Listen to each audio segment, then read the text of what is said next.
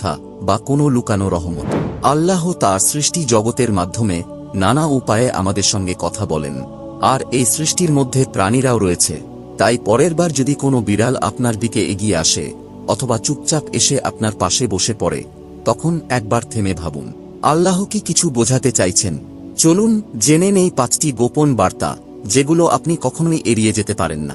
প্রথম বার্তা, এটি একটি রহমত যখন বিড়াল আপনার কাছে আসে।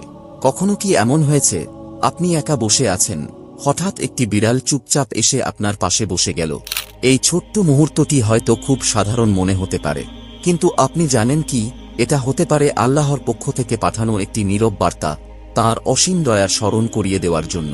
ইসলামে রহমত বা দয়া শুধু একটি অনুভূতির নাম নয়, এটি এক অসাধারণ শক্তি যা মুমিনদের চারপাশে সবসময় ঘিরে রাখে, যদিও আমরা অনেক সময় তা বুঝি না। যখন কোনো বিড়াল ভয় না পেয়ে